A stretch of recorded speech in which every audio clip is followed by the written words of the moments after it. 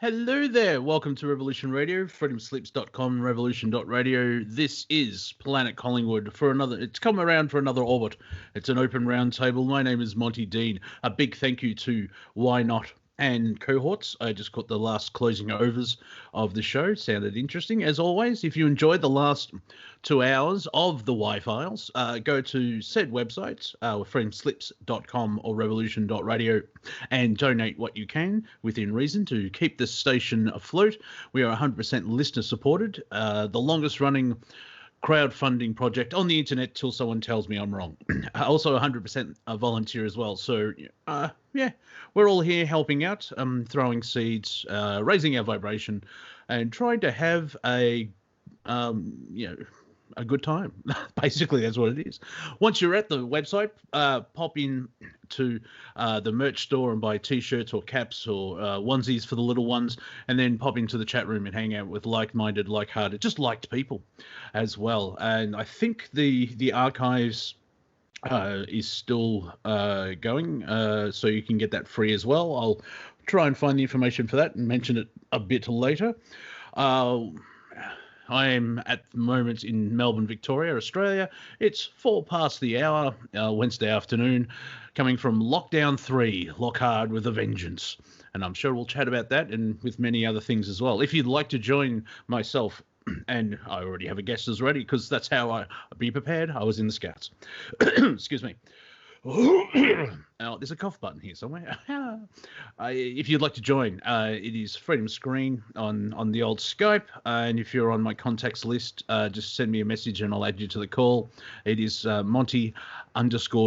And I already have a guest who's joined me. Not a stranger to the Planet Collingwood. He comes with his longboat and many a sail. Viking, are you there, my friend? You're still muted. Well, his icon has turned up. That much I can say. Excuse me.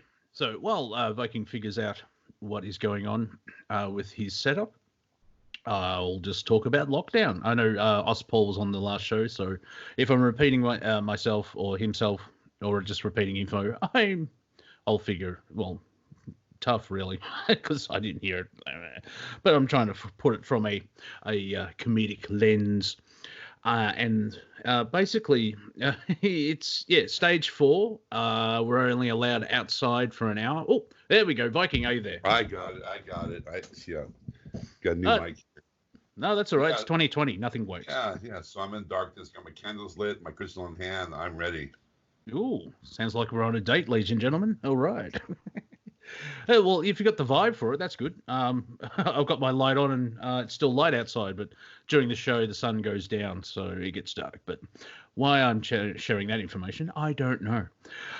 Very quickly about the stage 4 lockdown, where one person from each household is allowed to buy food, go out shopping.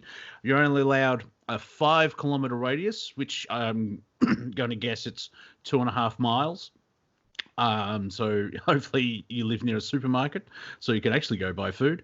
What else is there? You still have to wear masks while in public, social distancing, $200 fine, unless that's gone up. Also, we have a curfew, which is from 8 p.m. till 5 a.m. And anyone caught outside during curfew, it's up to $5,000 on the spot fine. And if you continually break curfew, you'll go through the courts, which is up to $20,000 fine. And it's almost a New World Order world we live in. However, they're still putting forward that there is a virus out there, which there is, but we'll get into that, how it's being tweaked. But while shopping, when I went shopping, it looks like a scene from MASH because everyone's wearing the surgical masks. It's very weird. And then at one point, I thought someone was going to rob me because that's our natural instinct to, if someone's wearing a mask or a face covering, it's like, am I going to get shanked here? What's going on? I don't leave the house at all. I haven't been doing that for 7 years, so it's normal for me. But other people are I was finding it interesting. Now,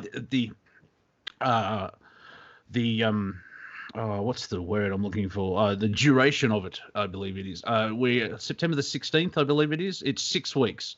And so I'm not that much worried about it. I'm being aware of it, of course, and I'm seeing where it's very the script of a New World Order. The thing is, once we get to the 6 weeks, and if the numbers taper off, we'll see what happens. And if they continue on, it's like, well, hang on a moment, and that may start pushing the general public to like, well, hang on, you aren't Emperor Palpatine. You have to give up these powers once the war is over. All they start speaking in German accents, and then it's like, welcome. Also, you'll have a work permit. If you actually have to leave and be outside during curfew, you can get a permit from the government, which is signed by yourself as well as your employer. And papers, please. It's very. Yeah, it sounds very draconian. Gareth Icke, the son of David Icke, tweeted, "So when is the Australian authorities going to march into Poland?" And it made me giggle. So that's where I came up with the German accents. Well, for me, we're in a wait and see element, because I can understand now the death rate's 1%. And we've talked about this many a time, where it seems to be the reaction is overblown, and it looks like there's an agenda. But I like what David Icke says, where the planet is ruled by psychopaths and run by idiots. And if you've done any interaction with government departments, they didn't do anything right. So how are they going to bring in a totalitarian system? Because they suck at everything else. So I don't see how that's going to unfold, which is very fascinating, of course. And yeah, be aware, but especially, and also coming up to the US elections, which is in 3 months' time or less, there's going to be information overload. And it's, as Viking would agree with, it is to find your passion, stay in the moment of now, don't pick a side, don't let, because the real virus is fear. The fear is the virus. Don't allow fear into you. Don't let engage and lower your vibration. That's the other thing about this whole lockdown. I'm not calling it a pandemic, because it's not. There is a virus out there that does something. However, do you want 80% of people sick? You'd be amazed what you can live through. And I forgot my point. That happens here on Planet Collingwood. I go down a path, and then it's a dead end, like, oh, and then 3 minutes later, of course, carrots. So there we go. Yeah, no, that's right. You think after what month are we in? So if we say from the Western world anyway, it's mid to late March that all this kicked off. This 2 weeks, 2 weeks to flatten the curve. It's a long 2 weeks. So that's coming up to 5 months. I think that's correct. I haven't seen anyone be promoting healthy food, exercise, and building your immune system. It's sort of situation normal in that aspect, instead of like trying to help people if they get this virus to stop it. But it's not there. And of course, long-term listeners will go, yeah. So Viking, what do you think of that's my small little rant report from Victoria Stan. So how now, I'm sure being from the United States, you would have a different reaction to all of that if that happened in your area. Well, it's close. I'm going to say this 1% in Australia has nothing to do with the virus. The lockdown is a draconian agenda to keep the people placated. And I mean, the fact, curfew at 8 o'clock. I mean, this is like, because you have 1%. I mean, this is ridiculous. And what's happening here, I'd like to speak of algorithms. So we have now a new algorithm with Germany coming out with 1 million people without masks demonstrating. I think this is going to literally tear this time stream apart. I think we're going to see more and more people that are going to be rising up to the occasion, waking up and seeing that we're being manipulated, we're being fooled, we're being kept in a box, and we're not putting up with it anymore. And I feel that this latest demonstration in Germany is going to really have a ripple effect in their agenda. Yes, not thank you for sharing that. I'm not taking anything away from that. To condense that, if anyone wants to repeat what Viking said to a friend, the Germany protests is challenging the narrative because we're all stories in a way, and from having 1 million people. I'm not sure how many people live in Germany. It could be 44 million or something like that. That's a large percentage of people. So that is challenging the narrative, and because of our social networking, everything else like that, that's basically what we're seeing as well. Where if we can go into a broad spectrum, the global narrative of Team Dark or they're losing total control over the narrative, and it's being challenged all the time. Well, so mic cough button there. So this is a brand new algorithm that came out today with President Trump saying that the election, because of now it's split into two. Now there's absentee and now there's mail-in. So now it's split into two. So mail-in voting could literally cause a months, if not weeks, if not months, to determine who is actually elected. Now, so so from my point of view, from my understanding of what's happening here now, these algorithms are playing out. There's three viable options here. One is he has to win by a landslide. So there's no contest. There's no contest. He needs at least 5 to 8% or greater. So if it falls below 5%, then they're going to say, well, mail in vote.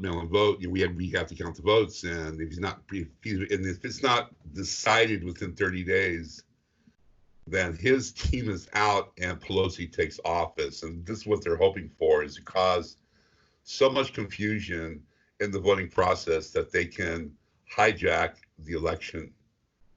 So number three is if in fact it's close and they're both claiming victory, I feel that, as I mentioned before, that there'll be a coup. And if Trump feels that there's going to be any kind of sleight of hand, or things are going south, or things are definitely going to be rigged, he may have Durham release the investigations in October, and he may start doing his arrests.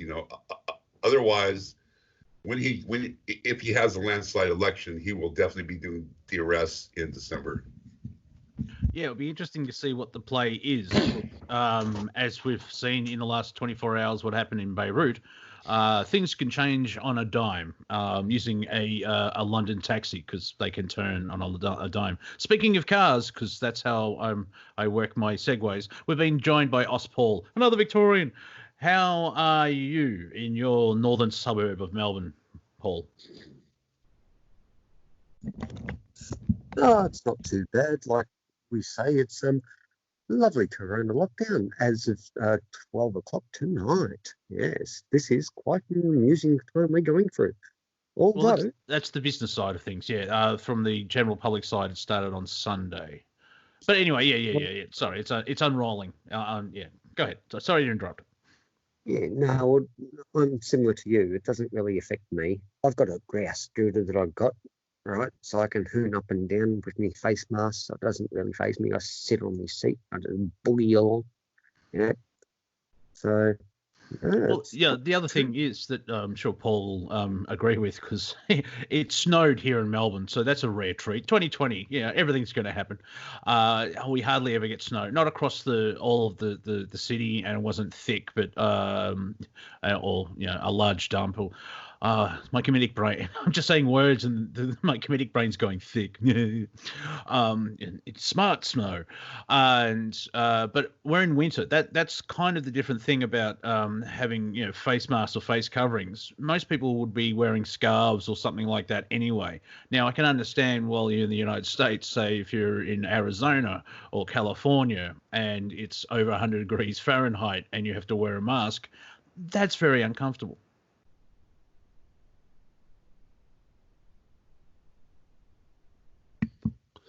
I hate wearing masks, period, man. I'll tell you, we're in the same situation here, but we're not under mandates of fines or laws. It's like an obligation, which I don't leave my land much, but when I do go out, if I walk into a store, I will wear a mask just to avoid the ridicule.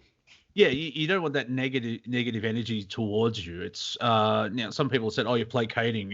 Why are you doing?" It's like, I don't need that in my day. Just wear a mask, and it's not forever. And it's I think all three of us on the call are we'll leave our property for less than an hour, and like I don't wear my mask in my car. That's just silly.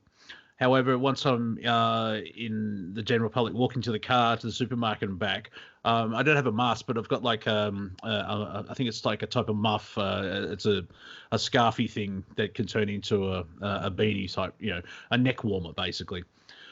And I can just wear that, and of course I sweat a lot because it's warm. But yeah, you don't need that grief because we're seeing on social media at least. And Viking, it'll be interesting to see your take on this from an energetic point of view. That because there is that fear of death from a virus, and all that type of stuff. It's like I keep hearing, it's like, wear your mask. It's like, a mask that won't stop the virus because the virus is too small and gets in. I mean, there is it's the possibility of transmission's lower, but if you just stand far enough apart and have a face covering, just do your shopping. It's not the same as going out and meeting all your friends, but we have technology. Like a good example is this. And from the government's point of view, if we drop the numbers, then they'll start opening it up. Now that brings up a side subject of the validity, if the numbers are valid in the way it's being done. But that's all part of, I would say, the awakening of like, well, will this happen next flu season? Well, again, this is draconian. There's nothing to do with the flu of the pandemic. It's all about subjugation and control. And, as being pointed out in the Y files, this is an all-out incursion to subjugate humanity, period.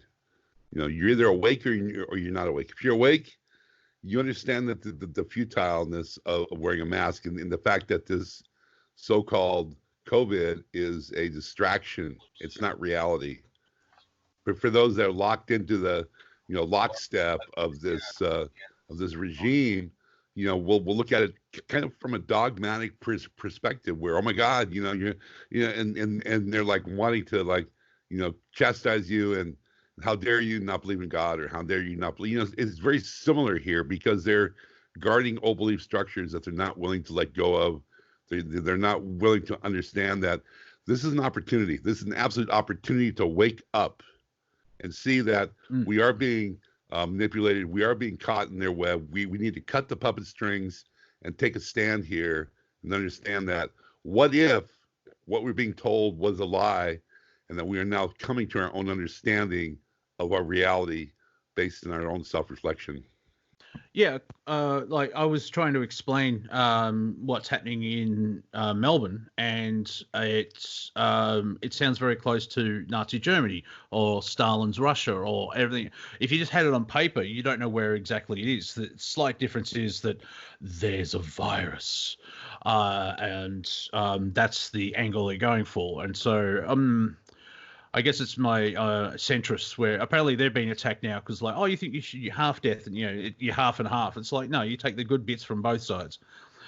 We have been joined by the mighty HiJacker. HiJacker, how are you in your part of the woods? How am I coming through, Monty? Yeah, good. Paul, you have your video on. I know you're showing off the magpie, but that eats up the bandwidth, unfortunately. So thank you for that, especially, vision on radio. Yeah, it's an audio medium. So, HiJacker, have you heard this from the start of the show, or have you just logged on? No, I always catch your show. I always do. Yeah, okay. Just from, what's your perspective from, because someone has mentioned that this could be a trial for the rest of the planet and they're testing humanity. I'm 50-50. I'm not going to, as things progress, I'll lean towards one or the other, if that makes sense. Because the possibility of what Viking has said, it's like, well, yeah, and that's sort of where we've been going since 9/11. Over to you, Jacker. Yeah, well, as far as the COVID-19, I think it was supposed to be a beta test, and it was just so wildly successful that they're just going for it now. And so now what I'm really worried about is that I know what they have to do next. And I don't think they're going to get President Trump to go along with it, because they have to have that executive office in order to, finish us off, but basically. But anyways, the reason why I called in, it was the most important thing. This bomb that went off in Lebanon, Beirut. It went off in the port, right near the port. A lot of warehouses. It destroyed an awful lot of their food and grain and that type of stuff where it was stored. But not only that, it flattened and ripped off roofs from up to 10 kilometers. What would 10 kilometers be? Roughly about 5 to 6 miles. Yeah. 6.5. There you go. 6.5 kilometers. Sorry, is 1 mile. So. Yeah. On a base level, you double it type thing, or halve it. Yeah, but for those who really need to know, go to a converter. So one I think it's mile closer to like 3 miles, 3.5 miles. Yeah, exactly. It's 3 miles is about 7 k's or so. Or yeah, up 12 blocks away. 9. Yeah. Yeah. The shockwave went further than that, HiJacker. It did. I think it got out to about 15 kilometers or something like that, or even 15 miles. But anyway, HiJacker, keep going. Right. It flipped over cars 12 blocks away. I mean, I'm talking trucks. Every single person that, we got different footage of it, from somebody out in the water to, doesn't matter. Whoever filmed it, they filmed it until the shockwave hit. And every single one of them it knocked down. One of these guys was filming, had to be a couple miles. In an apartment building pretty high up, and he got knocked down. But so the real question is what is the message? And the only thing that I can think, and this is what I heard, and it would make sense. Now, I'd like to get Viking's take on it too, because I know he watches these kind of movements. The Israelis told the Hezbollah, look, stop doing the incursions on our border. And the other big thing is you're now running Iranian regulars in from Syria going into Lebanon and fortifying your positions, and also bringing a lot of infrastructure, advice, tacticians, all the different things a state-run military can do. Weapons, big weapons, nice weapons. And so they've been warning them for the last week. And so would the Israelis have been so crazy to set off basically what looks like a nuke, which, by the way, nukes cannot wipe out whole cities. There's not a nuclear weapon out there called Satan that can wipe out half of Texas. That is all misnomer. Basically, what you saw in this picture is that's what a nuke can do. There are no nukes that can, completely level DC. If a nuke went off in DC, you're talking 6-7 blocks. It would rip up, and then the shock wave would rip off roofs. It would basically do what we see in the footage. So what I'm wondering is exactly what is the message? So from a Cuvian standpoint, you're an apostle, Viking of Q. Tell what's the Cuvian angle in the Cuvian universe to what this play was and who did it? Go ahead. Well, I don't think it's Israelis. They would not. No, that's not.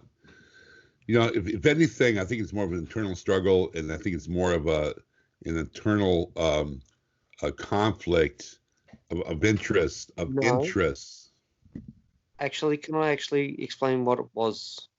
Because in Hezbollah and this and that, and our TVs actually give it early in the morning. If you don't see it early in the morning, you won't see it at all. That scenario, a poor person was welding on something, and it caught fire, and no one knew about the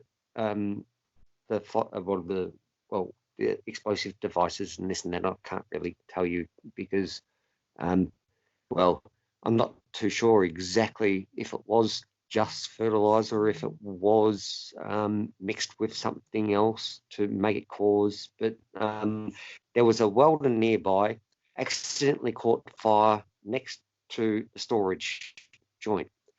The fire brigade come to put it out, and as they were doing so, it went critical. So you see that in the in the video. Yeah, in the video, that's why people are filming it, because there's smoke and everything else like that. You can see fire.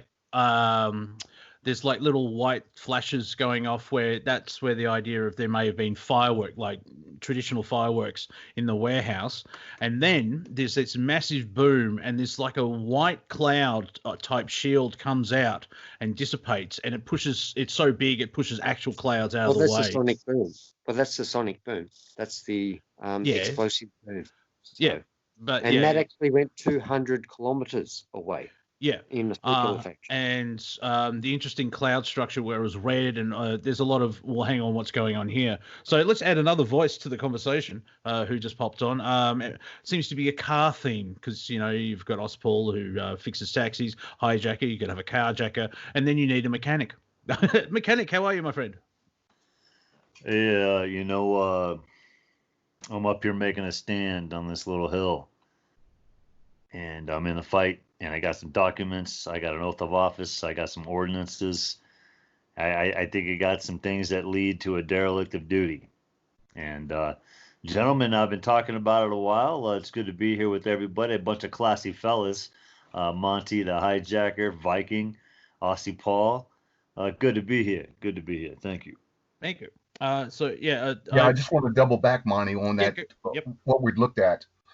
So the story is that they had something like 6.5 tons of fertilizer that had been stored there, and that when you see what looks like the little should I just start throwing pie at HiJacker right now, or what?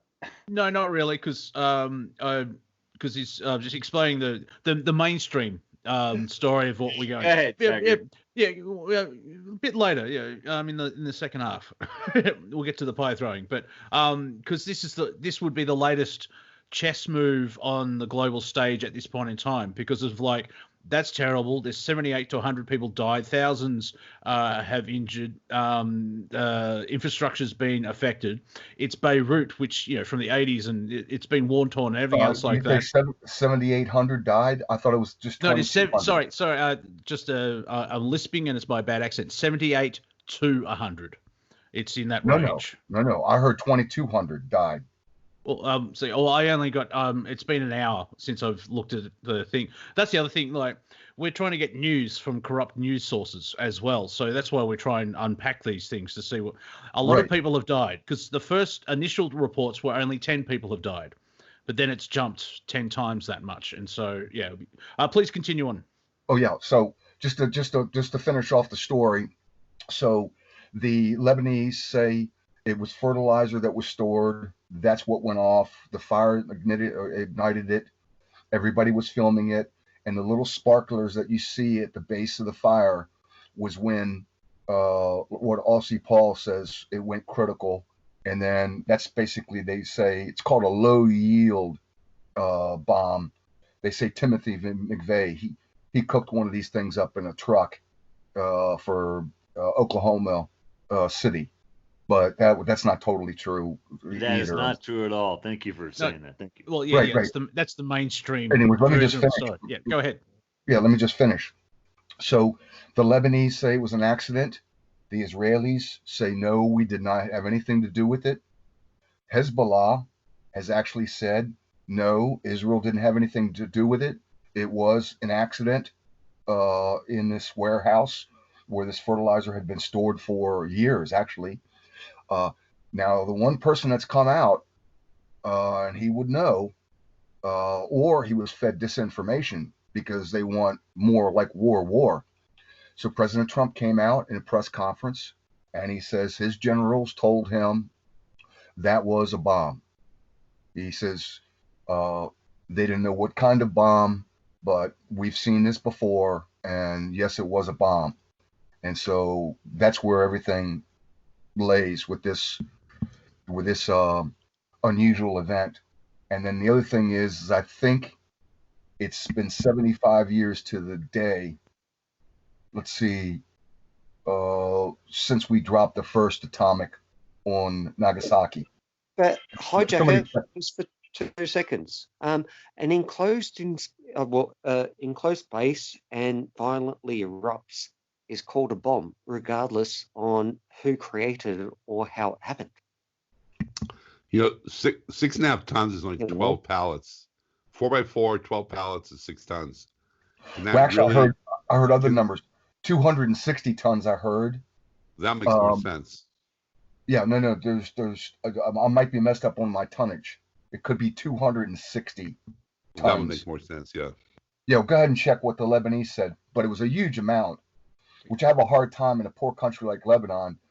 You just don't let chemical fertilizer sit around. I mean, I'm an organic farmer, but if you got stuff that's going to help your plants to grow, and you got the stuff, you're going to use it. Even organic farmers, they cheat.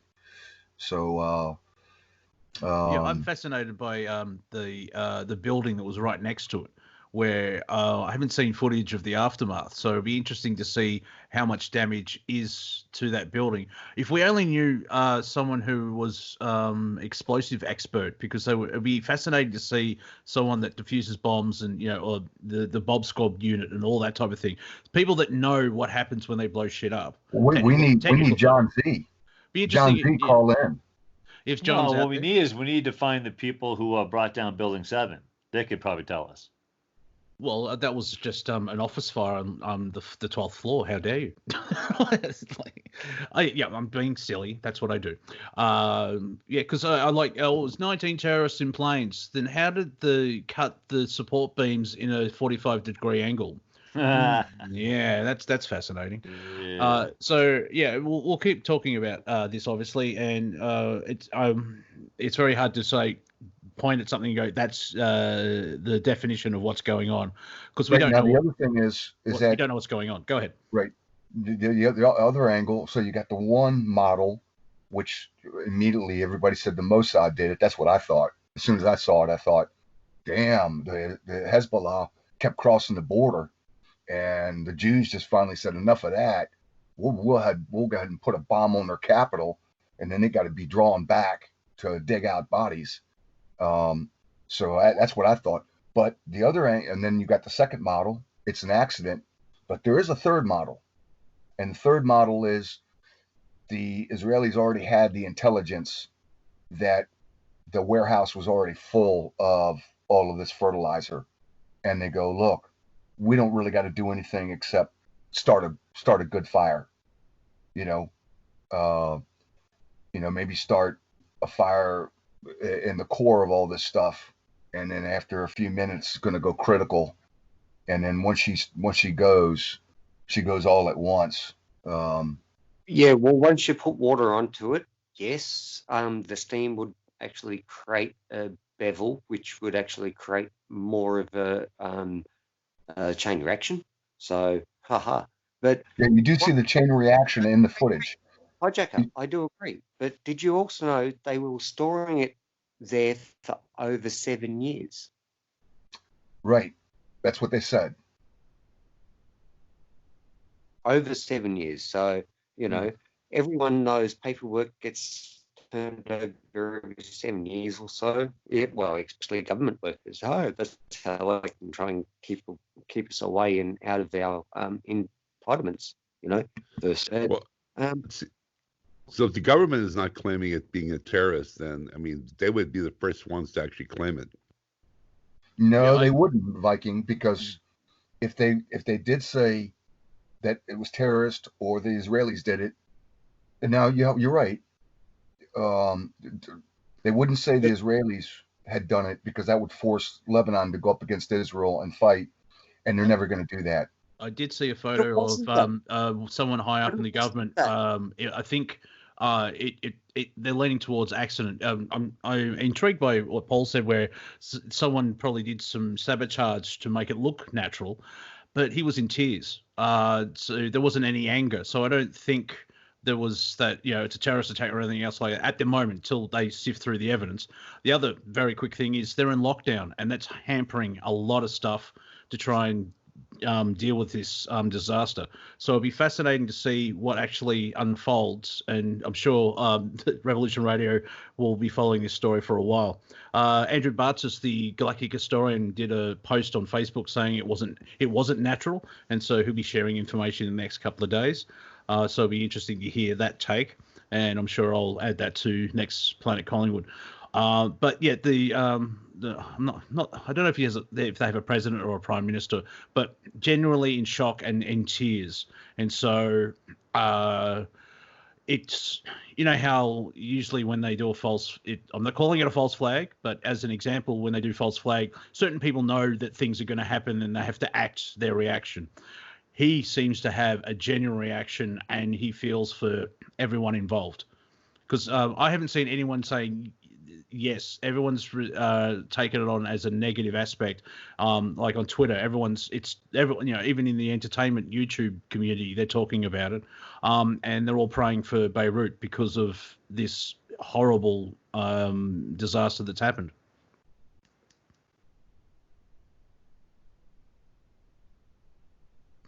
I love my pauses. No, it is a big thing. Yeah. The other thing that I heard it went off right in the port. Yes. And yes. in the warehousing section. Yep. Where there's a lot of food stored.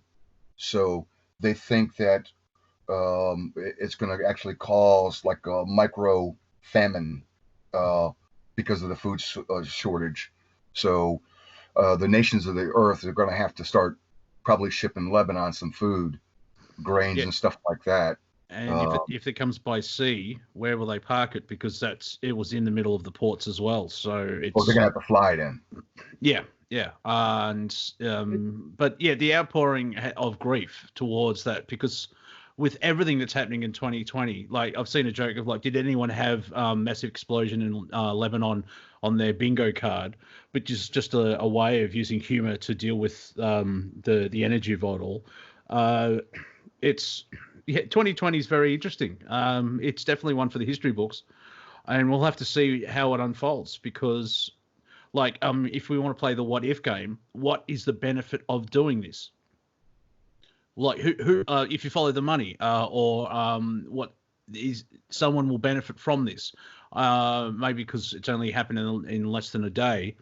I can't see anyone silly going, oh, that's why if I can use the analogy, it's a chess move. So right. Well, let's say the Israelis did it, and we are the Council of Hezbollah, and we're all talking what do we need to do. And I would say, if I was a Hezbollah member, you know what, we can throw 10,000 missiles. We got 120,000 missiles, not the little bottle rockets the Palestinians got. We got serious missiles. Hezbollah's got at least 120,000. So we can respond and send 10,000 missiles. But the problem is, fellow brothers, is that them Jews, they'll set off another one of those suckers. And maybe the next one is going to hit our headquarters and destroy us. So we got to think real long and hard whether we're going to respond or whether we're going to go along with, hey, it was a big accident and save face. So first of all, it's not the Jews; it's the Hazarian mafia. Okay, let's be very clear about this. I know. Look, I'm just trying to. No, he was in character. I just want. Yeah, right. Jacker wasn't. Jacker wasn't saying it. He was putting forward what the Hezbollah. So, but thank you for adding that, Viking, just to help people at home. because so I know Jewish people. Some of them are very attractive. So continue with your thought, the Viking. Or was that all? That was it. Okay, fair enough. Because especially with the Middle East, and you just look at the last 40 to 70 years, it's not a go-to strategy. Thinking of like, oh, this is what's happening, but you can't unless we find evidence to say it isn't. It's still on the board type thing, because we know what Mossad's like. Where they're very if you look at the history of Israel since its formation in 1947, they do come across, the Israeli government do come across as warmongering, because they cannot, they have a armed conflict once every 7 years type deal. But we'll have to wait and see, because I'm not up to date with the Syria actions, and but yeah, I asked the question of who would benefit, and if it is a rogue group of people in Mossad or Israeli government, it's a bold move, because it's very 2020, where you can't do anything, you can't lie, if I can use that example. You can't do anything sabotage or anything else like that, because there are ramifications of it. Like, the whole world now knows about it, and they feel for the people of Beirut and Lebanon. Right. Well, there's one more factor that we haven't calculated in, since you talked about rogue elements within the Israeli deep state, within the Mossad, which that's what I'm leaning to. So Prime Minister Bibi Netanyahu, Israel's warrior king, that's what I nicknamed him. He's about to lose power. In fact, he's got protesters right outside his front door, where they're using water cannons with putting blue dye in it, which dyes the skin. It takes a while to get rid of it, to mark all the different protesters that are out there, using water cannons on them. But these people are actually calling for his murder. It's actually in the Israeli newspapers. These people are coming right out on film, and one guy's got the rope. He says, we're going to bust in his house, grab him, we're going to string him up, and he's got this noose. And then all throughout the Israeli newspapers, you've got all these different people using their names, saying, we're going to take his head off. They're really, really angry. Yeah. So when a person in that position gets that destabilized, to where he's got the people with the pitchforks, the ignorant masses, so to speak, the people at his front door, he could look to a particular lot of backfeed. He could look to a special. I don't know who's got the backfeed. I think that's Viking. Moving stuff around. But yeah, it's not saying it's true, but I know where you're going. Right. But it's used as a distraction. They usually, to take the pressure of Netanyahu, they would cause an event somewhere, and then people get distracted by that. So the protesters and all that stuff, from a media point of view. Not sure if that's true or not. Not saying you're wrong. He has. The Prime Minister has called up all of the IDF, all the reserves. So everybody's up right now in Israel. It's full alert. Everybody's going and putting the greens on. Yep. And I could see that, because one scenario would be, because they may have the perception of if we say that they didn't do it, some nutcase will think they did do it and attack Israel as a tit for tat type of thing, even though it could probably happened. My working theory, and then I'll shut up. My working theory is that Bibi turned to a special Israeli Mossad military unit and said, look, we know that fertilizer's there. We don't have to do nothing fancy. We don't got to smuggle a suitcase nuke in, that type of thing. Just go, make it happen. It'll be considered an accident. We got clean hands. We won't get caught. And so I think it was an accident waiting to happen, that the Mossad special unit made happen, so that, like you say, Monty, big distraction there, and to keep Hezbollah busy, because they're going to be digging out a lot of apartment buildings. This could go to 10,000 dead. This could go to a lot of people. That was a big bomb. Yeah, and if following that train of thought, it's a bold move and it will backfire because of just what we're in August now. Wow, it's the longest year of my life. 2020, it feels like a decade ago that we're in March. But it's a bold move, and everyone is there's that tension with just everything else. And I think it would probably be very stupid to start doing military action in the middle of a lockdown because that could be one scenario. That could be Incredible deniability, Monty. The Israelis, they are experts at this type of stuff. They can do it and not get caught. They know how to do it. These guys are trained on Jason Bourne level. They break into hot homes. A hot home is when people are home or they're asleep. Yeah. So if they wanted to make it happen, they could make it happen. And I'm just saying, based on the threats that came out for the last week, we want Hezbollah, we want the Iranians out of there, because once the Iranian regulars army, the Revolution Guard, digs in, they're very tough to beat. I mean, that's finally what got rid of Al-Qaeda and, the whole Levant, ISIS type thing. Literally, you had hardcore Muslims on hardcore Muslims, fanatic on fanatic, and the Iranians showed we could take you. So, well, go ahead. In the long run, though, I think if I'm not taking anything away, I could see Mossad getting away with it in that respect. But the knock-on effect of is you've just the Middle East is a tinderbox anyway, and anything could set it on fire. And something like this, which is if someone in Mossad decided to do this, it's a very bold move, and they won't get the outcome they want. And because humanity will sort of band together and move forward. If I can step into the energetic sides of things, we're coming to what's referred to as the Lion's Gate on the 8th, which is Sunday, the 8th of August. And there's been a lot of energy change because of the way that things are aligning. I'm wondering, because you know how certain aspects of Team Dark with the bunny ears, they like to do stuff using calendars as well as energy, and I think this happened on the full moon as well, type thing, where the full moon, for whatever reason, that's where the lunatic comes from, because people get a little bit nutty because the frequency in the brain's risen up.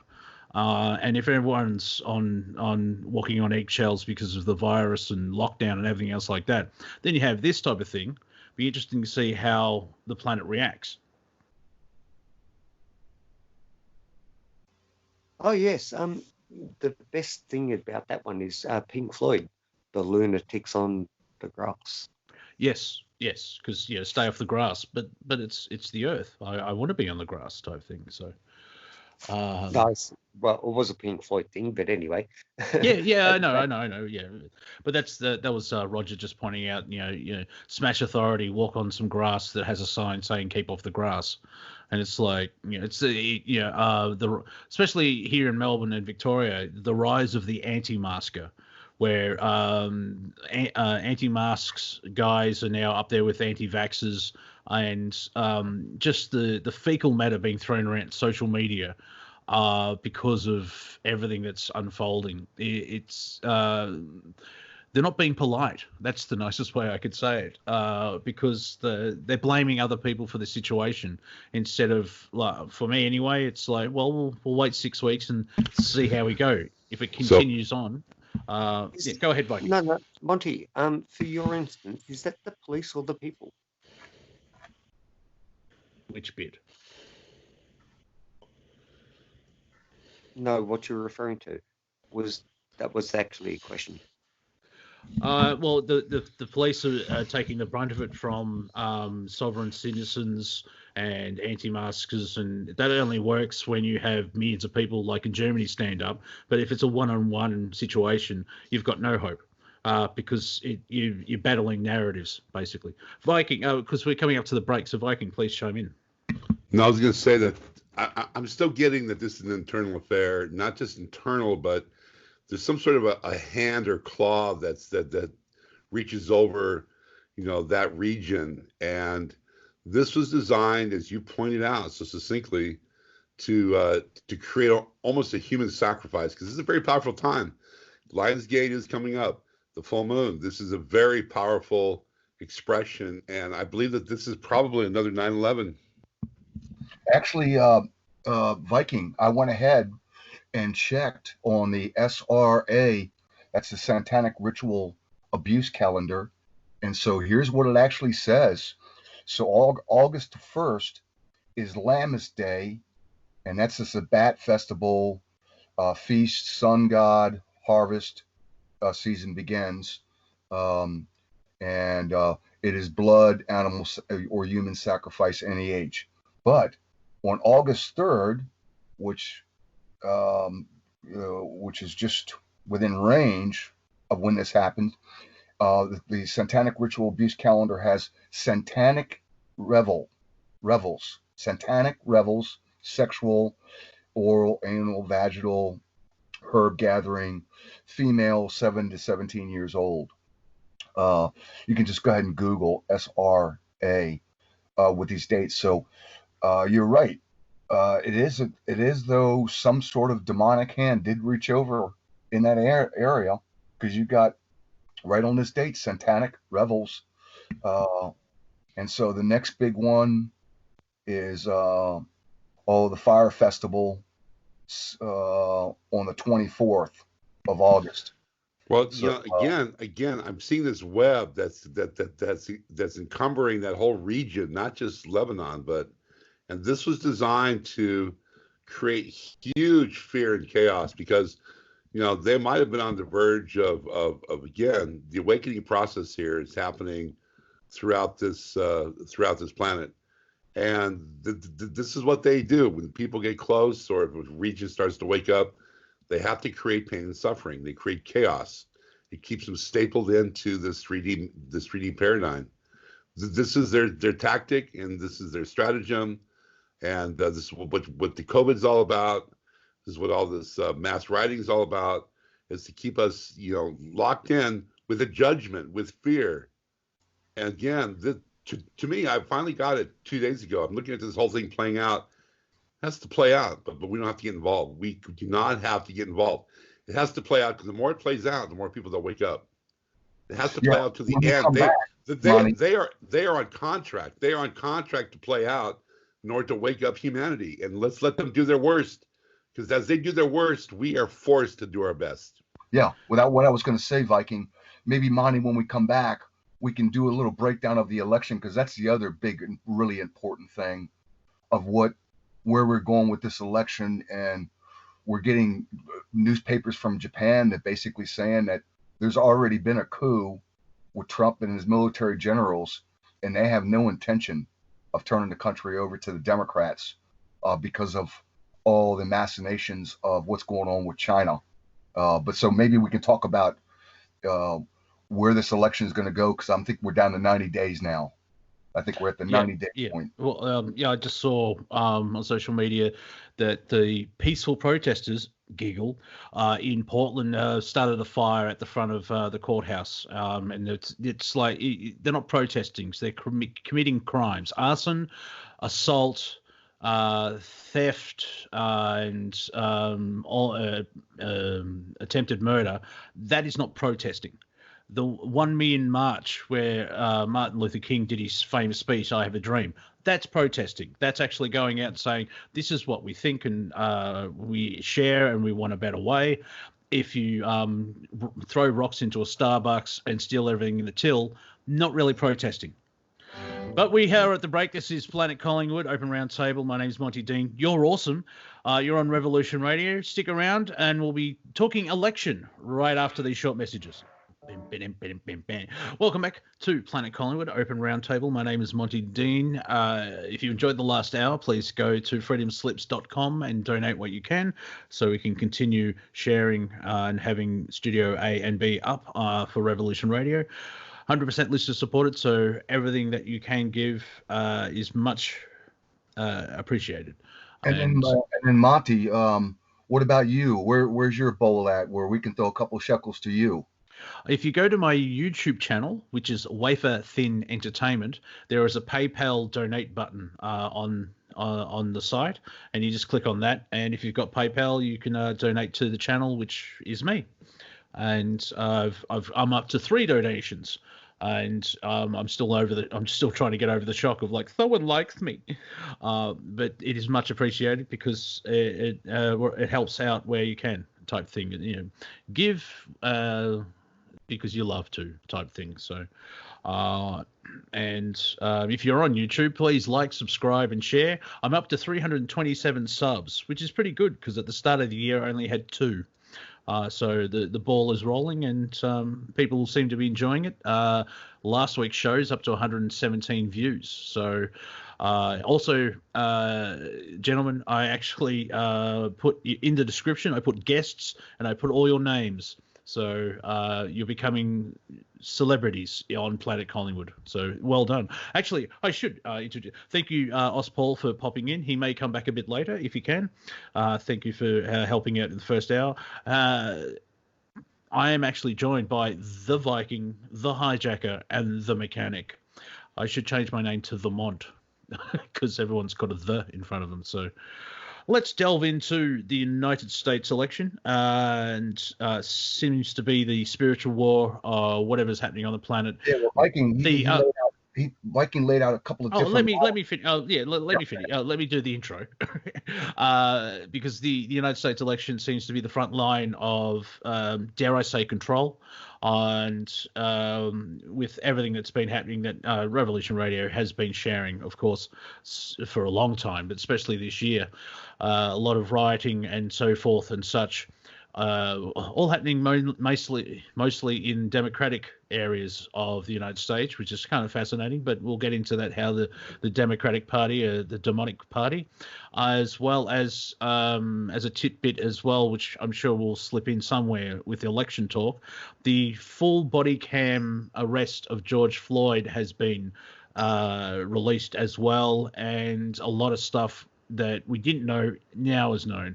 However, let's get into what is happening politically, because the idea, one idea from the New York Times, is they want to cancel the debates, mainly because Joe doesn't know who he is, and as well as how people are going to vote. I've seen a lot of memes saying if you can line up to Walmart, you can line up to a polling booth. Jacker, would you like to go first? Yeah. So we got in 90 days. This is what's coming at us. And Viking, he opened up and he talked about 3 or 4 different models of what we're looking at's going to happen. And I just wanted him to maybe, if he can go over them, and then maybe we can expand them and figure out, what are our options, what's really going on. I've got a couple models of my own, but Viking, you want to go over the models that you were talking about before? I already did. If you want to go over yours first, we can get a comparison, and then I'll come back. Right. Well, I was in between doing something, and maybe some, because there's a lot of people that have actually joined the call or joined the show that weren't here early in the beginning. Of course, deeper you get into a show, the more listeners you get. So maybe go over your models again, and then I'll just expand off it, because I was in and out. That's what caught my interest. Go ahead. All right.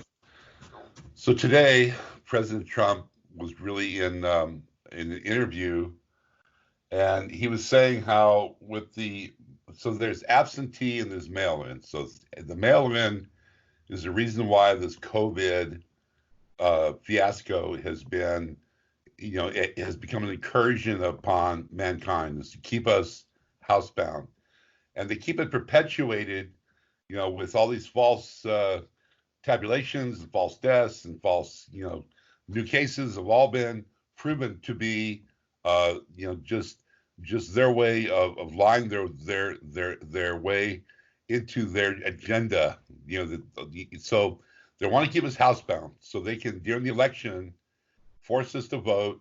Of course, they're going to be sabotaging and fraudulently claiming victory.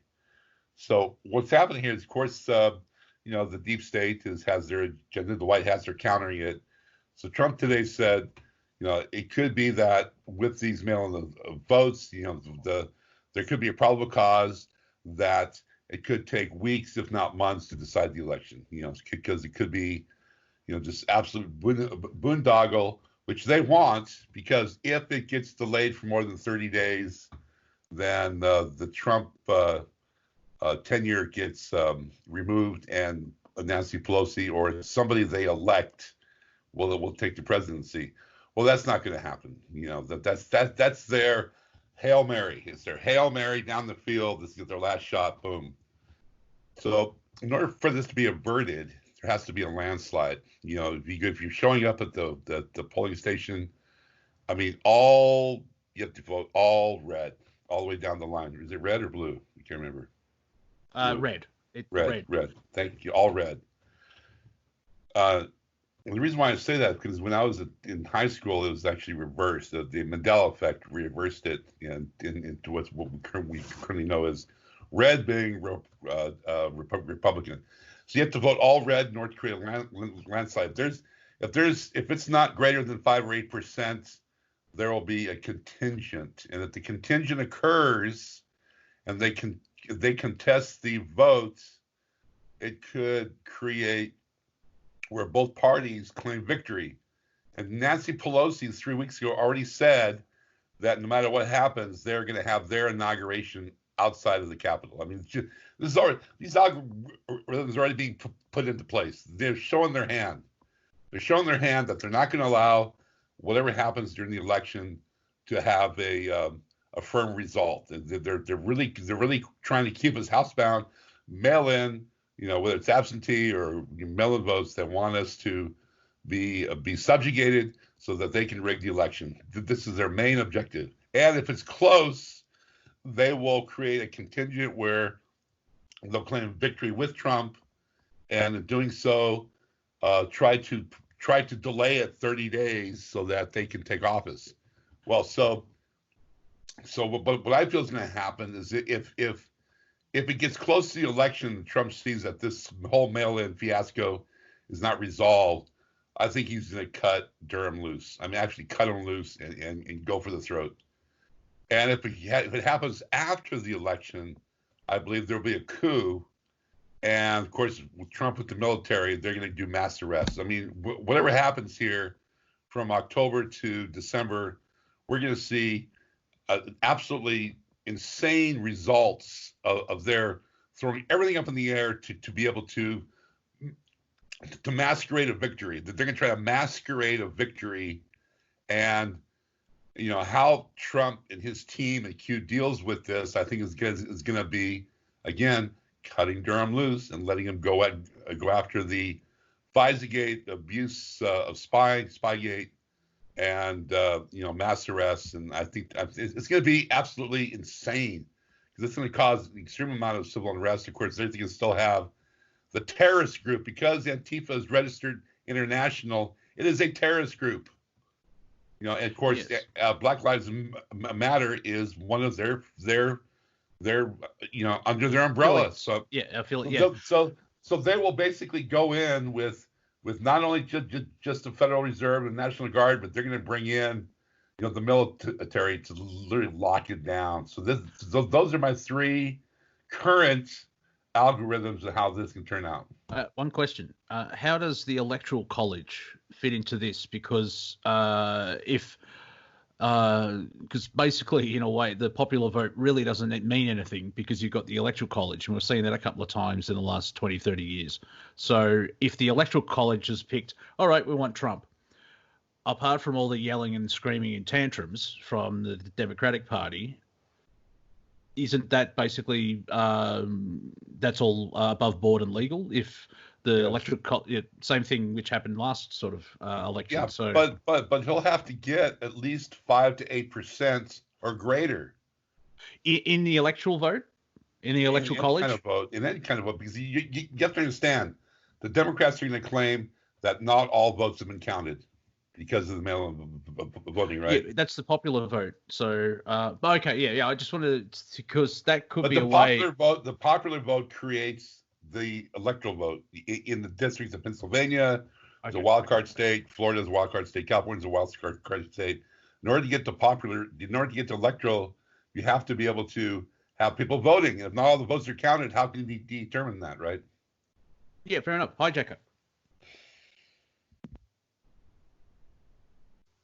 Right. That's good, Viking. So those were 3 models, and then let me add the other 3. So for a total of 6. So the first model, and this is the one I'm working for, landslide. Trump has to win in a landslide. If Trump wins in a landslide, 80% of the left that you see or that are out there protesting and starting to burn buildings and doing all the rest of the stuff, they're going to say, you know what? The country has decided on President Trump, and we're just not going to do this anymore. You know, the country has spoken. But there'll be 20% of the hardcore left of what Viking talked about, Antifa and Black Lives Matter. They say, we're going to get out there, we're going to do some burning or whatever. And then I think President Trump will just sign an executive order giving immunity to law enforcement, basically to shoot to kill. And that will be over in 2 days. There will be no more burning and protesting and looting. It will all be done, especially off the strength of a landslide election. And then only about 2 or 3% of the really, really hardcore left, the communists, they'll form cell groups like the Weathermen or whatever, which is okay. We got an FBI. They know how to roll them up. So the first model is landslide. And yeah, that's what we want. The second model that Viking talked about is it's close.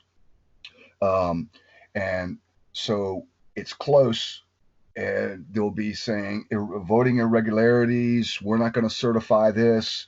It'll go. There's already a dozen lawsuits already, especially in early voting. New Mexico and I think Nevada now. New Mexico, Nevada. Yeah, I think both or one have now gone like mail-in, and so yeah, there is the strategy for the mail-in. Basically, what Viking says is to gunk the election up. So on election night, we don't get any definitive. Trump's going to say we won. CNN's going to say Hillary, Biden, whoever is going to be on the other side won. Which, by the way, Hillary's making all the movements. If you go to A.H. Goodman on YouTube, he's a firm believer that Hillary's about to take the nomination. Something's going to happen to Biden before he gets in there. Some kind of dirt's going to come out. Maybe him trying to, squeeze a little 8-year-old girl's breast or whatever. It was going to come out, and it's going to be a no dice. But anyways, the second model is it's close. If it's close, talk about burning cities, rioting. It will be Belevham. I'm not saying that word right. Mayhem. Bedlam. Yeah, Bevlin. I could probably sit here 20 times and try to say it. I'm still not going to get it. But we all know what you mean. Right. Then it would ultimately go into the Supreme Court. Although Viking has opened up an artery about the 30 days, it's got to be certified within 30 days. So yeah, that's another possibility. But probably we'll go to the Supreme Court with Roberts. Now we know he's compromised. His name was on the Lolita Express. That's the only John Roberts, and he's not denied it or not said that it wasn't him or it was him. Just there's nothing. And if you take a look at the manifest on all the people that went to Epstein Island, it's only like really big guys. I mean, you see names like Dershowitz, Clinton. You see big people. It's big people that go. So who's the John Roberts on the manifest? It's probably the Supreme Court justice, which would be his vote. The third model is that basically the Democrats sweep it. They win. They take the House, the Senate, the presidency. They're able to steal it. They've already stole it. Be through the 3.5 years of all of the mainstream media, except for Fox, have basically between the Russian hoax and all the rest of the stuff, they've already brainwashed probably 60, 70 million people, where they just, in fact, Trump has got the Hillary Clinton problem. Anybody but Trump. When Trump ran against Hillary, a good chunk of his votes were people just didn't want that witch in the power, and they says, I'm not going to vote for her. I'll go with this guy Trump, because they hated Hillary Clinton so much. Trump now, in this model, he's also got a segment which will never vote for Trump, the hate Trump syndrome type thing. So the third model is the communists sweep the Democrats. They take the House, the Senate, the presidency, and then we start to descend into a civil war, which that's what the communists always do. It's always murder. The fourth model actually comes from Rick Wiles of True News, and it actually doesn't even come from him. It comes from Japan, and the Japanese saying that through their intelligence operatives, they say that all of these, and I think there's 26 states that are Democrat, they say sometime in October, a real serious, and I know Mechanic's going to hate me to say this, but a virus breaks out where people are puking blood. And the fourth model is that these 26 governors saying we can't even do mail-in ballots because they're tainted with COVID or this whatever this new second or third wave is. Therefore, we are not going to vote. The Republican states, they say, no, we got to have the election on November 3rd. We're going to have it. So the Republican states go. The Democratic states, they do not. That will not give President Trump the 270 he needs, which means then when it goes into the House, because he doesn't have the 270, then that leaves it up to Pelosi. And she says, basically, you have not reached the criteria of 271. Therefore, it's thrown into the House like it's been, I think, twice in our history. It came down to a vote in the House of according to our Constitution. And so they will vote, and they will decide who the next president's going to be, which basically means, because they got such a large majority, Pelosi's going to basically pick the next president. That's the fourth model, the no vote model. The fifth model is one I think, and I give it a good percentage, especially if my landslide vote doesn't work, and I'm pushing for Tucker, everybody knows that. But if that doesn't work, the fifth model is I think what's going to happen, and another Japanese paper has also mentioned this. In fact, the Democrats have mentioned this as a possibility, and that is some type of emergency. Help me out here, Viking. What do you call it? Where you can suspend stuff. Declaration. Yeah, national emergency. Right. Some kind of national emergency. And what I think it will be, because under no circumstance do I believe that the great and mighty king of Mother Russia, Vladimir Putin, is going to let the Democrats take power.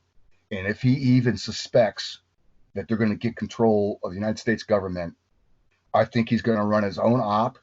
I think he'll actually do it with a special unit of the U.S. military, and I think they'll actually take our power grid down for like a week, 2 weeks.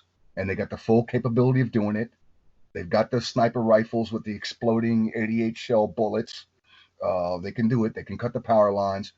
And so somewhere right around Halloween, we get hit by, they'll probably say it's Iranian terrorist cells, and the power goes down.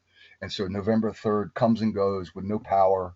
And then President Trump, once the power is up, he's going to say the Iranian terrorists hit us. We are at war, and we've rescheduled the vote for March 22nd, probably picking a occultic date of next year. And so that's the fifth model. And then finally, the sixth model, which is actually coming into view, and this is actually out of Chinese and Taiwan newspapers. The sixth model is that they believe that the generals with the white hats in the intelligence service have already conspired with Trump, and they've already set it up to where they've got 2 aircraft carrier battle groups in the South China Sea and 1 in near Indonesia, that they think they're going to create something with China where we actually break out into a war with China. And if we break out with a war with China, and some people say we're actually, the reason why we're locked down, even though we all know this thing is a hoax, is that the leadership, the reason why Trump's going along with it, and you can jump in here, Viking, is that we are already engaged in a biological asymmetrical war with the Chinese. The trade's been cut. We got famine coming. The production lines have been cut. And the reason why we're locked down and learning how to use masks is that ultimately the Chinese know they can't do a stand-up fight with the United States military, or we would crush them, and we would, but they will go asymmetrical, and part of their tool kit is biological weapons. And so the 6th model is there will be no election because open hot war will break out with China any day now. So those are the 6 models that I got. Landslide, close election, Democrats, communists take over. Number 3. Number 4, no vote, Pelosi picks it. Number 5, the great and mighty king of Mother Russia. And I know he's going to do it. If he suspects that Trump's not going to be in the power, he's not going to just sit there and just wait to be on the menu to get in a world war with the United States. That's not going to happen. So the 5th model, the grid down, in other words, no vote, national emergency. And then the 6th is something happens with a hot war with China. So there you go. Anybody open the floor back up? Go ahead. Well, I did get a message from Watchman saying that, if there's a war, if Trump starts a war or it gets dragged into a war, that you can't remove a sitting president. So that's one option. I don't think he's probably has on his table Trump for that, but we'll have to wait and see. It's 2020. Mechanic, any thoughts, questions, comments that you want to add? Because you've been sitting in the back there chewing on walnuts. So anything to add, sir? Well, I'm just trying to listen to Jacker, and Jacker tends to walk this line of puking blood in the streets quite often. And I personally think it's destructive during a time where we need to start looking at the meat and potatoes of the situation at the homeland.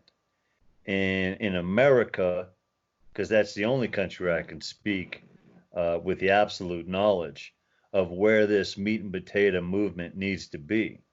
And I'll continue to go down this road until everybody starts it in their own town. It is the sheriff, it is the council, it is the county ordinances that need to be attacked and obliterated. Those are the moves that I'm taking that are going to start locally. Go ahead. It's not more important than this election, Mechanic.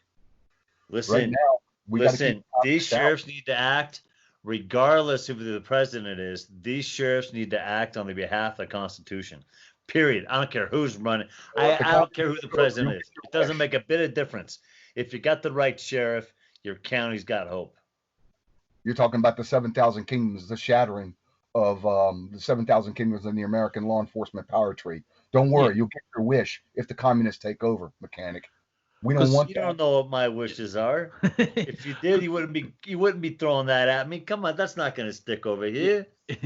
For our international audience, that includes me because I don't live in the United States. My understanding is that the sheriff is, I do like that quote, the name that you have there, Viking, the 7,000 kingdoms of the United States, because my understanding is, and someone correct me if I'm wrong, is that there's an element of balance of power where usually the feds have to go to the sheriff if they want to enter the county, and so that's where you get the idea of a kingdom. It's not a kingdom because you have to you vote for sheriffs, which is I find fascinating because we have a different power structure.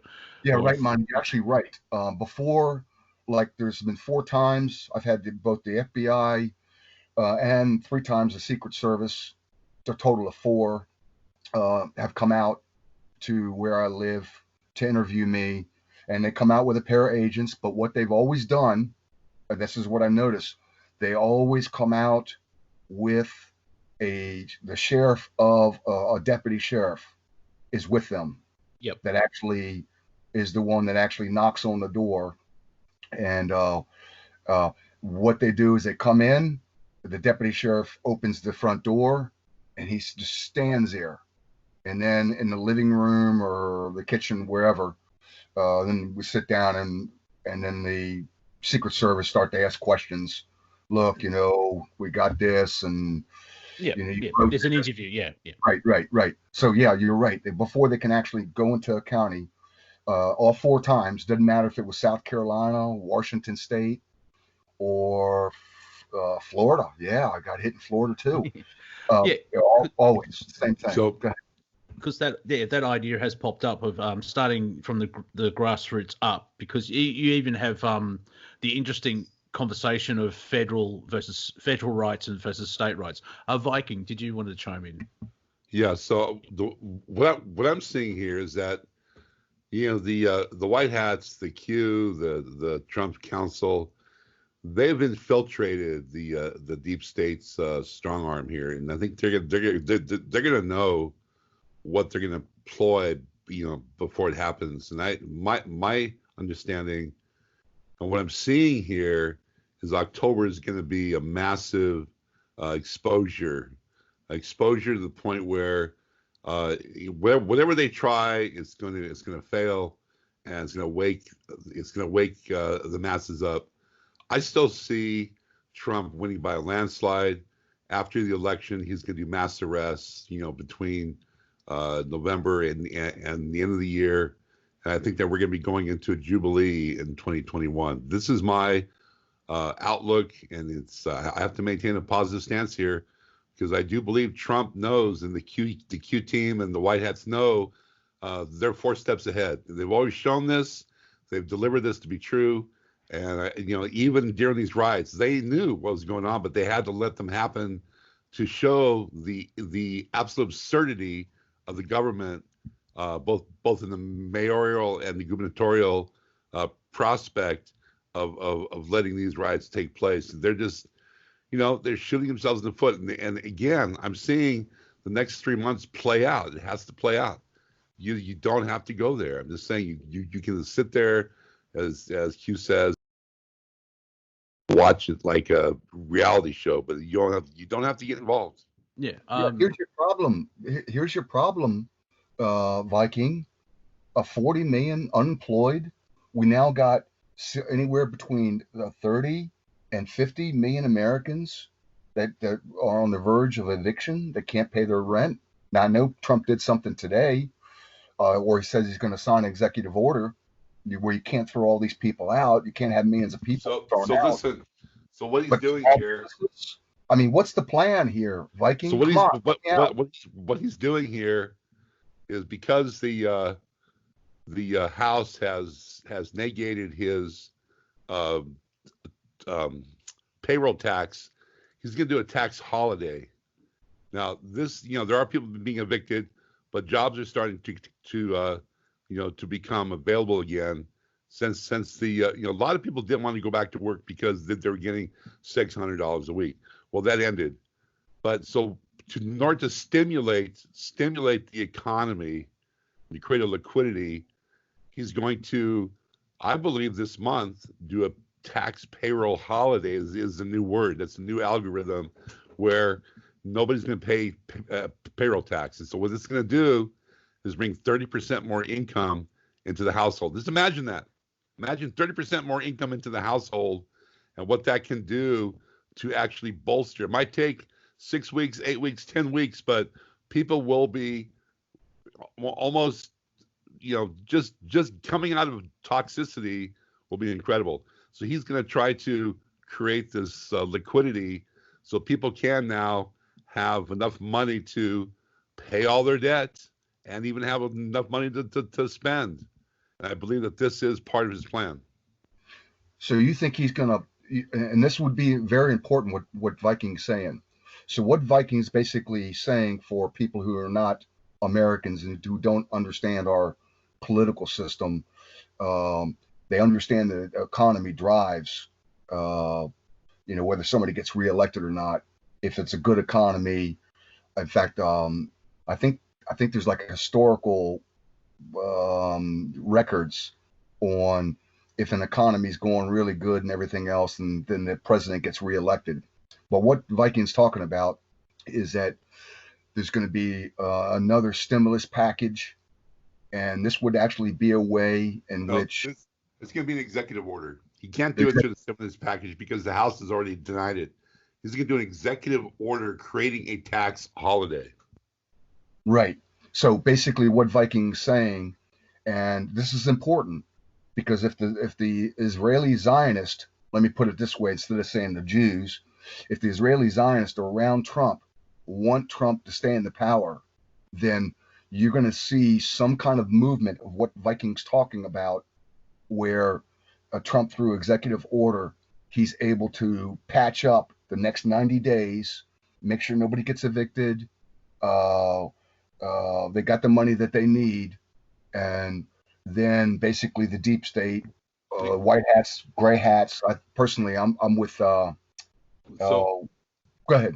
So the stimulus package will not be coming from the House or the Congress. It'll be coming because people will have money to spend because of this payroll tax holiday. Now, it's a holiday at first, but once people get their teeth sunk into the fact that they have just this extra cash on hand, he's going to make it permanent, dissolve the Federal Reserve. The IRS is going to become the defunct. We're going to come out at that point. This is, you have to understand. I was saying 4 months ago, I'm waiting for a tax relief. The payroll tax to disappear. Well, it's not going to disappear because it's being shot down. So this new tax holiday is taking its place.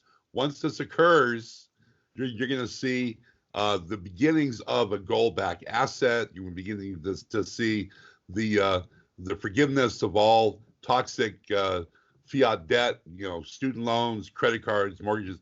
This is the beginning. If he could pull this off, this tax holiday, I'm going to say, man, this is going to change the landscape of our economy, not only here but worldwide.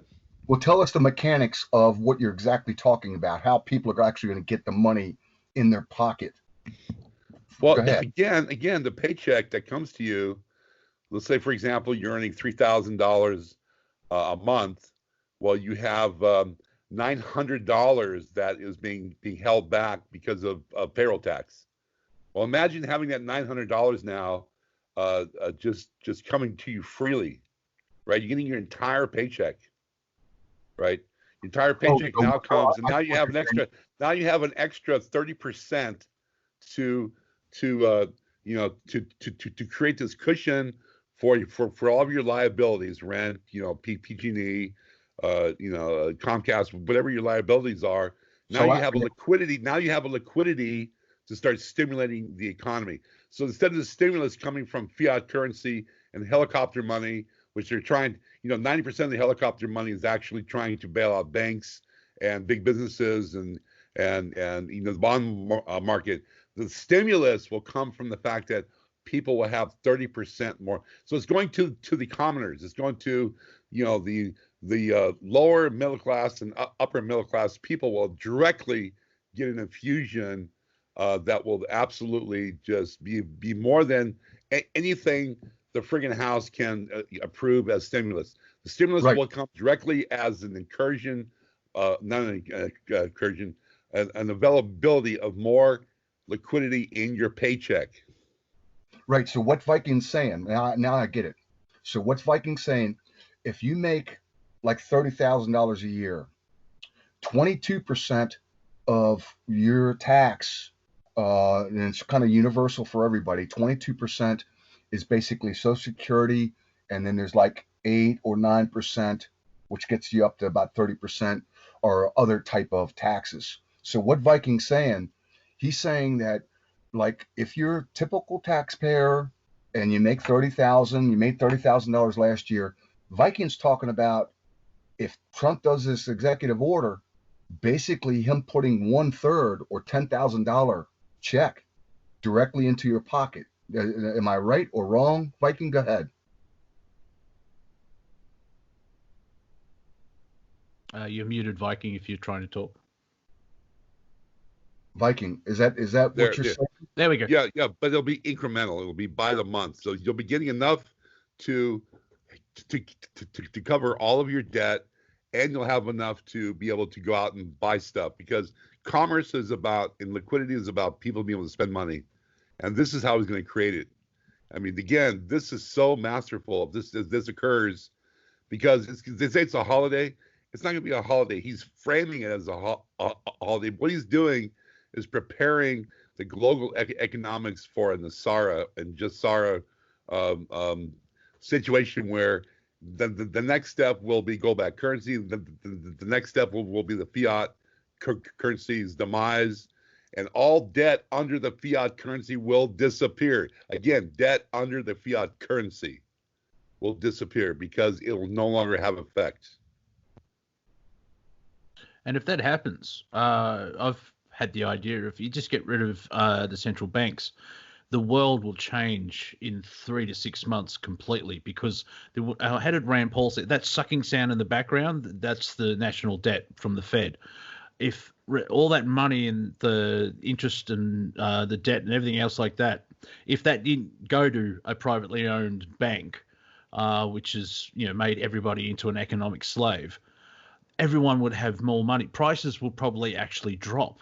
And to me, like, I know it's not, well, it's a step on the awakening, but for me, I could probably live with that for 20 years, because the false reality that's put forward by the mainstream would become an actual reality where everyone is fine. Like, a human right wouldn't be just to exist. You could have heating and cooling and in a house, and because there'll be so much wealth around there. Viking, off the top of your head, how much does the Fed make a year from interest? Shit, man. Yeah, that's good. Yeah, there you go. I'll take that on board. Hundreds of trillions of dollars. Imagine even a better example for myself and the listeners. If the US halved their military budget, how many schools, roads, just how much money that could be actually used to help society and civilization from 1 year, just 1 year, Harvard.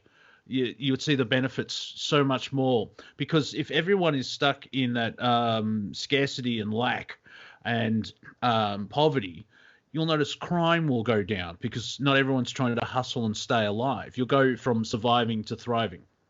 I don't feel that prices will go up. I think prices will equalize according to the assets and the currency of the country. Yeah. Now, I just want to change the subject here, just really quickly. So it's been there's new algorithms out that Elon Musk has shifted sides, and he's now in the white hat, and he's building the world's largest Tesla tower in Texas, and the gate, the border wall, because of the material it's being made of and because of the way it's constructed, it's going to become a Tesla fence.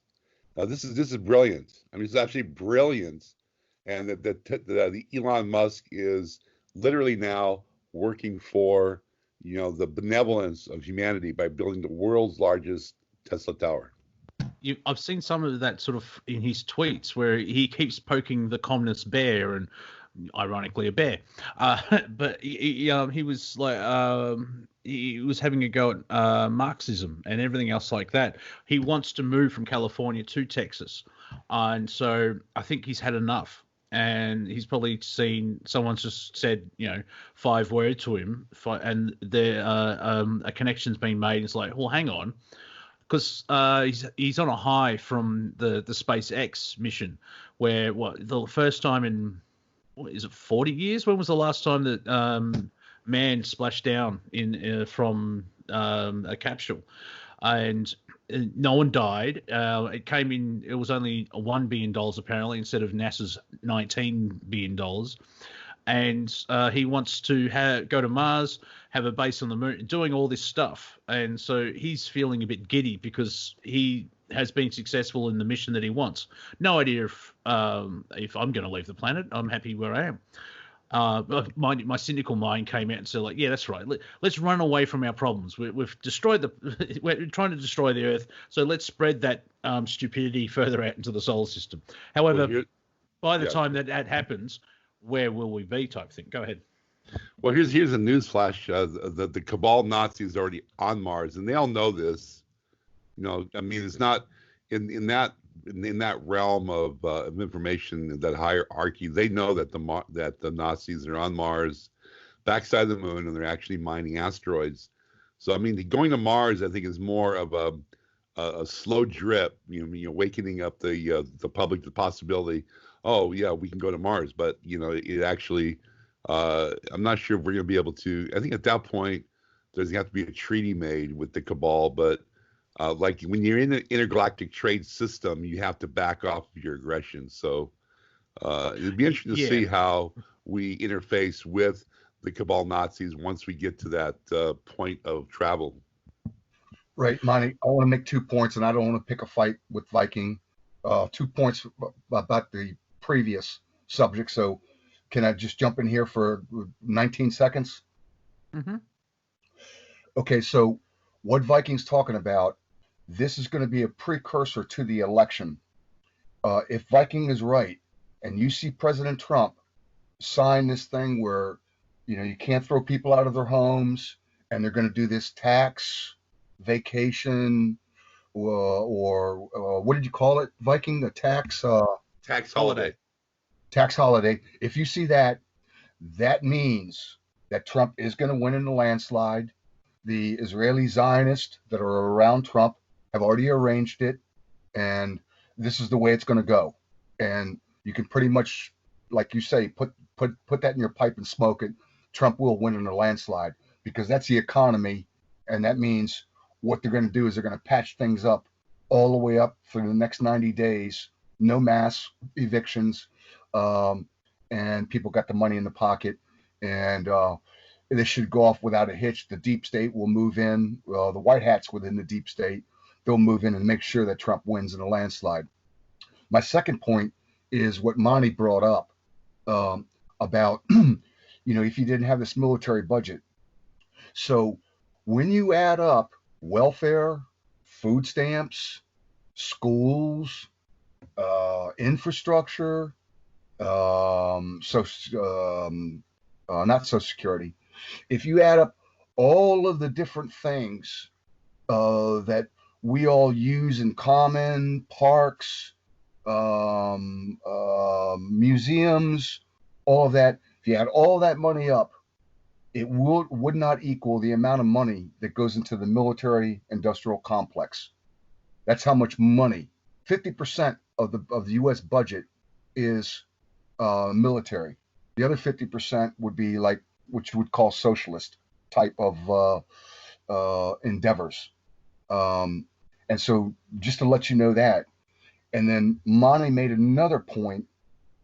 By the way, the reason why you have all these millennials and these people that are protesting, I'm talking about the honest ones, the ones out there that really are upset. You know, the millennials, I think they're 21 to 35, something like that, is that they do see this corporate corrupt type of crony capitalism, and the military getting half the money of the budget, and meanwhile the poor and everybody else getting left out. That is the energy that they're driving off of, that and all these different billionaires. And then Monty made another point, of which I forgot. So go ahead. That's all right. That's Planet Collingwood. I was like, 3 points to me. Oh, now it's 2. Yeah, it's when I don't try and wake people up, but if I get in conversations and because a lot of people are aware of this stuff, and I do find it fascinating where they don't get a show on Revolution Radio and try and broadcast to the world, but it's still in the back of their mind, and they're in a way to keep themselves safe. They're going to their job and trying to live their lives. And I think there'll be a tipping point where everyone goes, well, yes, we know that. And that's will be part of the awakening as well, where they already know that people already know a lot of information already, and they know it's not fair. That's basically it. Because, yeah, I'm tired of it. Life's not fair. Well, you've given up then. I mean, life can be very, very interesting, and be amazed to see what people go through. However, you're in control of your life for the most part, and you can. That's one thing I want to start telling people as well. Where I don't want to, like, you're human, adapt. Now, obviously, if it goes too long, then you can adapt to, hang on, this has to stop. But 6 weeks. I got a good one for you, Monty. You'll like this.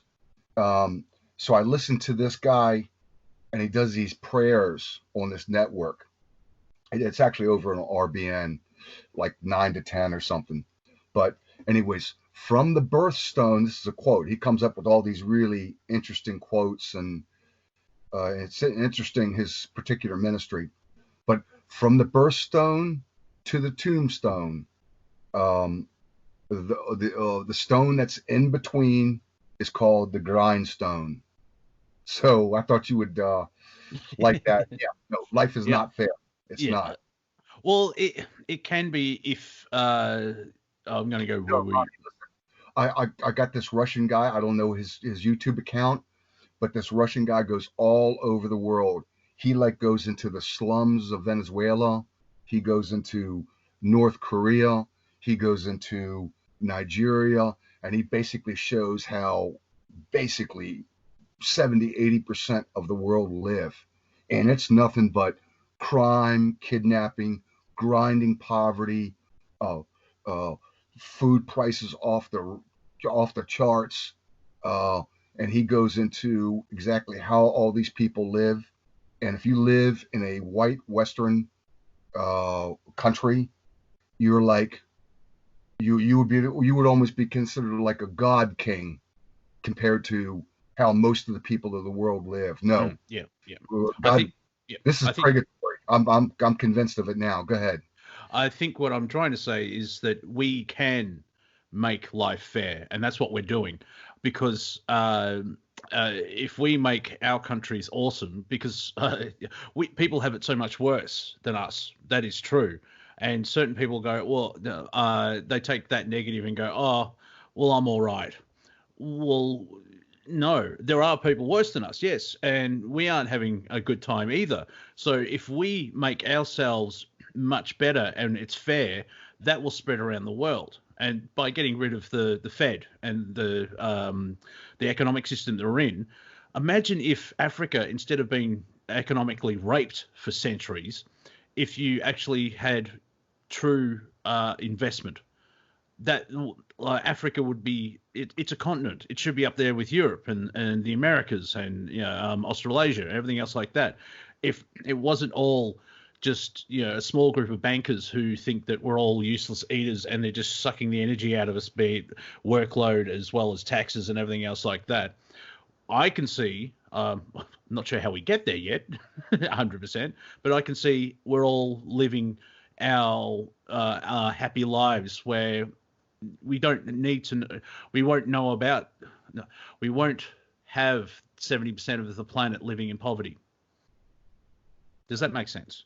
I'm riffing, trying to search for an idea. In fact, Monty, the only reason why they're in poverty 70% is because of the IMF putting in a puppet military regime and absolutely raping the country and caring less about the populace.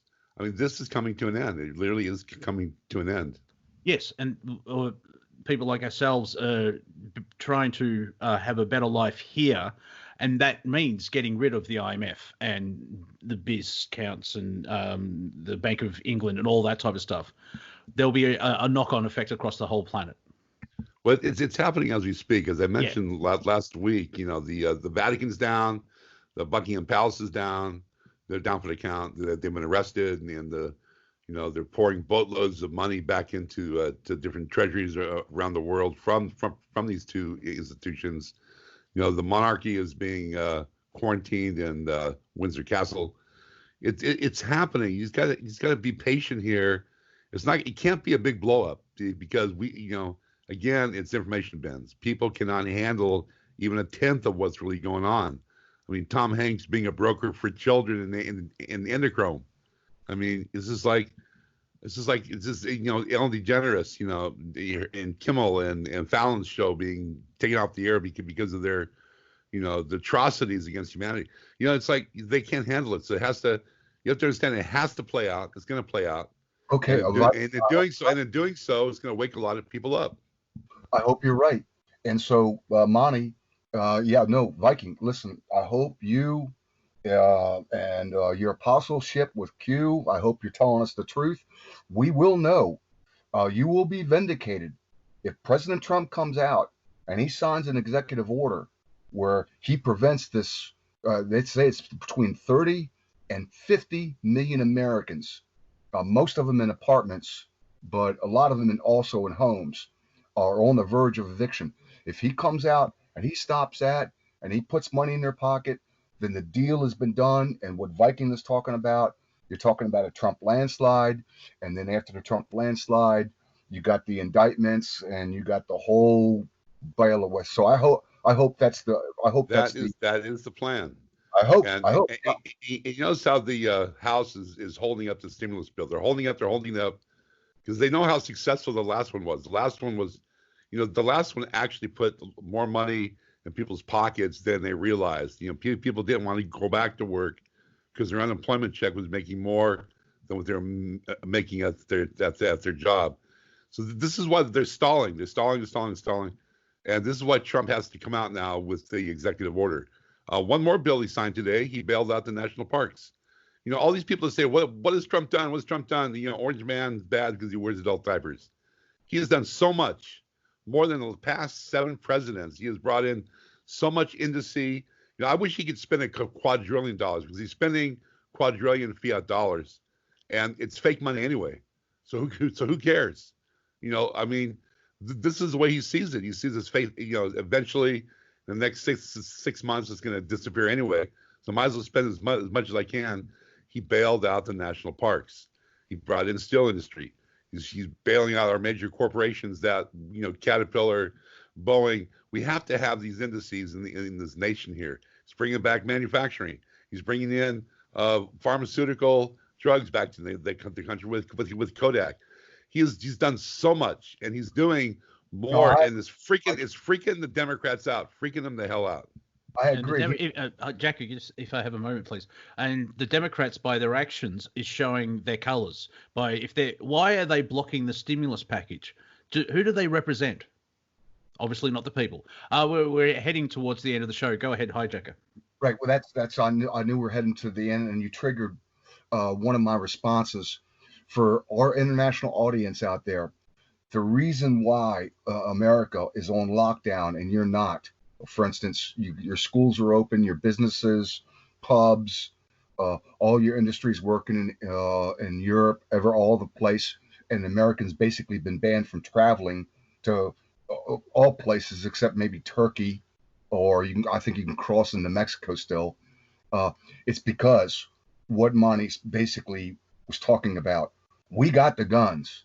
We're on the verge of a civil war, depending on how this goes. If we fall, everybody falls. You saw the 2-3 million Germans burning their face mask. It was a maskless type of protest. I mean, they were out there. There was 2-3 million of them, all without masks. And they said, enough of this stuff.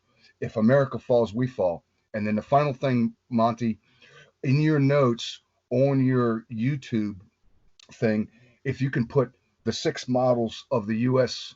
election pending or whatever on there, you'll get a lot more hits. And then before we go, Monty, where can people basically, throw you a couple of dollars to keep your thing going? And I try to show up sometimes, most of the time, in your Planet Collingwood show. So where can people support you? And then I do, a station promo. And I guess that's a wrap, right, Monty? Go ahead. Yeah, well, we're coming to the end. I'll take that as final thoughts from HiJacker. You can go to my Wafer Thin Entertainment channel on YouTube, and there's a PayPal donation button if you feel like shoving some shekels at me. And because of the exchange rate, an American dollar is about $18 Australian. I joke, but it's more, and so I freak out when the exchange rate happens. Viking, any passing comments, thoughts before we go to the end of the show? No, and we're good. and share your show as well. Well, on Fridays, Studio A, 2 p.m. Eastern Standard Time, Galactic Interstellar Council. This week we'll be going over the subject. What if? Imagine what if you were told a lie and you were just inside of a fishbowl? What would it take to wake up? Oh, nice. So thank you. Oh, thank you very much. And Mechanic, final thoughts? Yeah, I just want to tell Mechanic I'm sorry I bulled him. It was a big bull, and I bulled him and muzzled him with a mask. Man, I could roll over you with a toothpick. Well, Mechanic, you have your own show, so why don't you allow people to know when that is, and hopefully HiJacker turns up, and that will feel like 2 hours. Yeah, Sunday, Monday, Thursday nights, 11 o'clock. That's Sunday Pacific night, time? 11 o'clock Pacific Standard Time, Studio Away, freedomslips.com. On Sunday night, that's going to be the solo show, no longer an RT. And then Monday and Thursday nights, I'm running the RT currently. So that's me. He's a 10 post. He's sold up the station. That's all right. He's got a lot of energy now. He's got a lot of shows. He'll burn out. We'll see. But right All right. Thank you. I recall you saying I was going to burn out sometime. Thank you. Thank you, everyone, for listening. Revolution Radio, freedomslips.com. This is Planet Collingwood. We'll be back in 6 days and 22 hours. That's how we lol. We will see you all soon. Remember to have fun, and you're awesome. See you soon.